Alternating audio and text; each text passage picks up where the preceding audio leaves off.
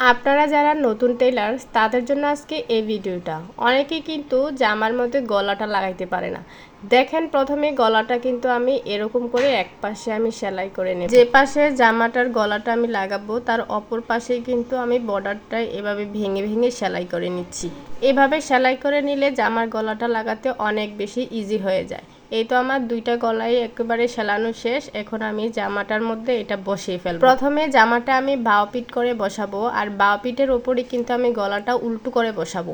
তারপর আমি সুন্দর করে সেলাই করে নিব। আপনারা কিন্তু দেখতে পাচ্ছেন আমি কিভাবে গলাটা সেলাই করে নিচ্ছি। এভাবে গলাটা সেলাই করে নিলে কিন্তু গলাটা খুব সুন্দর করে বসে। এই তো আমার সেলাই করা শেষ। সেলাই করে এখন আমি এই সাইডগুলো সুন্দর করে কেচি দিয়ে একটু একটু করে কেটে দেব, যেন আমি গলাটা উল্টানোর পরে কোনো কুচকে না থাকে। তারপর উল্টিয়ে আমি একটা ওপরে চাপশিলি দিয়ে নেব। চাপশিলিটা দিলে গলাটা খুব সুন্দর করে বসে যায়, পরে আর কোনো সমস্যাই হয় না। এই তো আমি গলাটায় চাপশিলি দেওয়া শেষ করে নিলাম। এখন আমি গলাটা সেট করে নেব। আগে কিন্তু জামার মধ্যে সবাই হাতে সেলাই করতো গলায়, এখন কিন্তু কেউ সেলাই করে না।